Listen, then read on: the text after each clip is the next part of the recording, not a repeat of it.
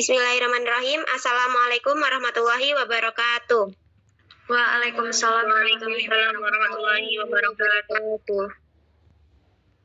Yang saya hormati Ibu Ayesa Dara Fayola MPD selaku dosen mata kuliah media berbasis IT, dan kepada teman-temanku sekalian yang saya sayangi. Pertama-tama marilah kita panjatkan puja dan puji syukur atas kehadirat Allah Subhanahu wa taala. Atas berkat dan rahmatnya kita dapat berjumpa pada siang hari ini dalam keadaan sehat tak kurang suatu apapun. Tak lupa salawat serta salam saya junjungkan kepada junjungan kita Nabi besar Muhammad Sallallahu Alaihi Wasallam yang kita nantikan syafaatnya di akhirat kelak. Allahumma amin.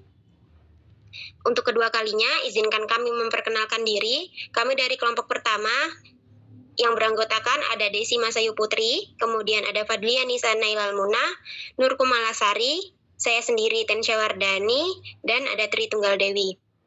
Pada kesempatan kali ini, kami akan mempresentasikan hasil diskusi kami mengenai naskah media pembelajaran. Yang pertama ada pengertian naskah media. Naskah adalah rencana alur atau panduan untuk menentukan urutan peristiwa, yaitu materi yang terkait dengan satu peristiwa, dari urutan tindakan yang kemudian diterjemahkan menjadi gambar yang ditampilkan di layar komputer. Sebuah naskah dikatakan baik jika dapat memberikan petunjuk kepada kita yang membuatnya kemudian menerjemahkannya bersama-sama dalam bentuk screenshot, foto, audio, animasi, dan video, kemudian dan lain-lain. Naskah media merupakan bentuk penyajian materi pembelajaran melalui perencanaan media yang merupakan penyempurnaan materi pokok yang dipersiapkan dengan baik. Naskah program media adalah cara penyajian materi pendidikan dalam bentuk teks, gambar, dan suara, serta panduan untuk membuat program media. Kemudian akan dilanjutkan oleh Mbak Dewi, kepadanya saya persilakan. Terima kasih moderator. Selanjutnya yaitu B, menyusun naskah program media pembelajaran.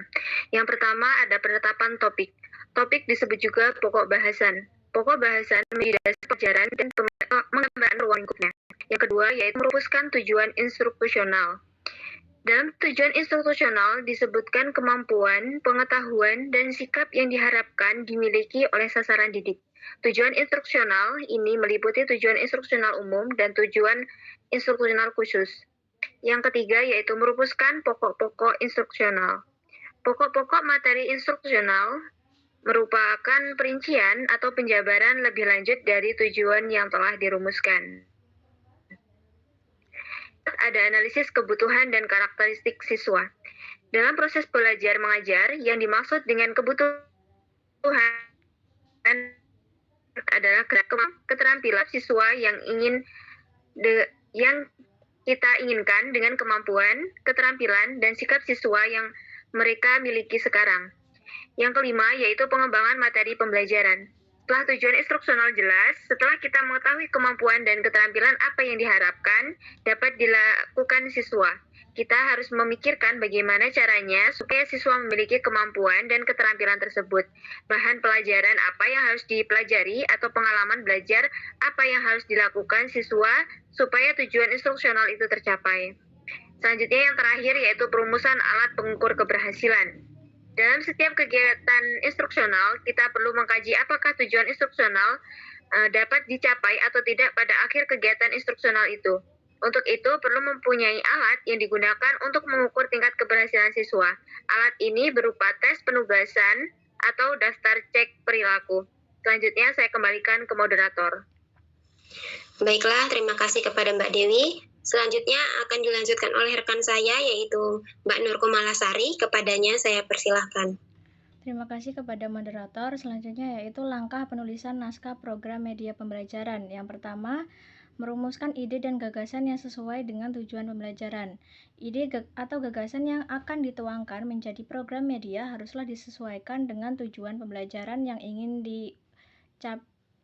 dicapai. Yang kedua yaitu pengumpulan data dan informasi. Riset dalam konteks ini adalah suatu upaya mempelajari dan mengumpulkan informasi yang terkait dengan naskah yang akan ditulis. Yang ketiga yaitu ada penulisan outline atau kerangka informasi. Outline pada umumnya berisi garis besar informasi yang akan ditulis menjadi sebuah skrip. Yang selanjutnya ada penulisan sinopsis. Penulisan sinopsis harus jelas sehingga dapat memberi gambaran tentang isi program yang akan dibuat. Yang kelima yaitu ada mengidentifikasi garis besar program pembelajaran atau GBIP, terdiri dari produk media, mata pelajaran, sasaran, durasi, topik, tujuan umum, tujuan khusus, pokok-pokok materi, dan sumber. Yang selanjutnya yaitu penulisan treatment. Treatment adalah uraian berbentuk esai yang menggambarkan alur penyajian program. Treatment yang ditulis dengan baik merupakan fondasi yang kokoh yang diperlukan untuk menulis sebuah naskah. Selanjutnya yaitu ada penulisan naskah atau skrip. Penulisan sebuah naskah harus didasarkan pada treatment yang dibuat. Walaupun dalam penulis naskah, penulis dapat melakukan perubahan, tapi sebaliknya perubahan yang dilakukan tidak merupakan perubahan yang bersifat substantif, lebih baik perubahan yang kreatif. Selanjutnya ada pengkajian naskah atau revisi naskah. Draft naskah yang telah diselesaikan ditulis perlu ditelaah untuk melihat keberhasilan substansinya dan juga cara penyampaian pesannya. Yang kesembilan yaitu finalisasi naskah. Naskah final merupakan hasil revisi terhadap masukan-masukan yang diberikan oleh konten expert dan ahli media. Dan yang terakhir yaitu produksi naskah. Naskah program media bermacam-macam. Tiap-tiap jenis mempunyai bentuk naskah yang berbeda, tetapi pada dasarnya memiliki tujuan yang sama. Naskah ini berisi urutan gambar dan grafis yang perlu diambil oleh kamera serta bunyi dan suara yang harus direkam. Saya kembalikan kepada moderator. Baik, terima kasih kepada Mbak Nur Kumalasari.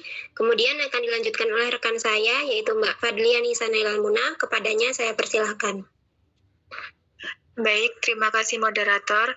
Selanjutnya yaitu D, jenis media untuk penulisan naskah program media pembelajaran.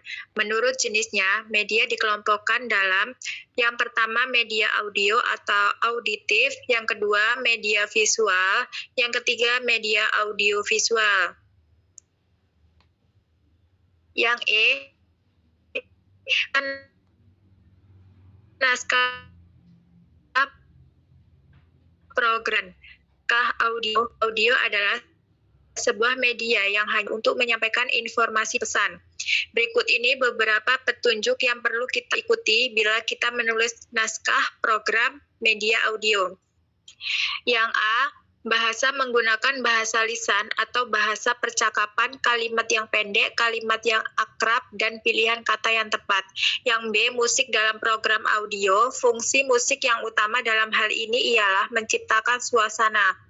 Yang C, keterbatasan daya konsentrasi. Daya konsentrasi orang dewasa untuk mendengar berkisar antara 25 sampai 45 menit. Sedangkan pada anak-anak hanya 15 sampai 25 menit. Yang D, istilah-istilah yang digunakan seperti announcer atau ANN, narator atau NAR, musik, dan lain sebagainya. Langkah-langkah penulisan naskah audio atau radio yaitu antara lain yang A, menentukan topik siarannya, yang B, melakukan riset mengenai pokok masalahnya, yang C, membuat garis besarnya atau bagannya atau sinopsis, yang D, menulis atau membuat konsep treatment, yang E, mengecek konsep treatment, yang F, penulisan naskah skrip. Baik, saya kembalikan ke moderator. Terima kasih kepada Mbak Fadla. Selanjutnya saya idenya saya rasakan. Baik, selanjutnya yaitu pesan naskah media visual. Media visual, media grafis adalah media yang dihasilkan dengan cara dicetak melalui teknik manual atau dibuat dengan cara menggambarkan atau melukis, tag printing, sablon, atau offset. Sehingga media ini disebut juga sebagai printed material. Petunjuk praktis untuk penulis naskah narasi yaitu A, tulisan singkat, padat, dan sederhana. B, tulisan seperti menulis judul berita, pendek dan tepat, berirama, dan mudah diingat. C, tulisan tidak harus berupa kalimat yang lengkap. D, Pikirkan frase yang dapat melengkapi visual dan tuntutan siswa kepada hal-hal yang penting. Hindari istilah teknis, kecuali jika istilah itu diberi batasan atau digambar.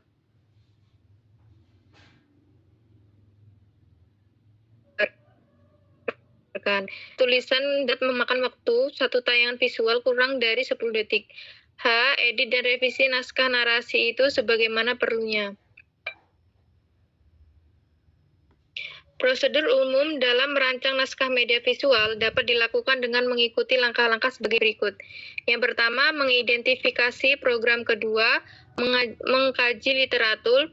Ketiga, membuat naskah. Dan yang keempat, kegiatan produksi.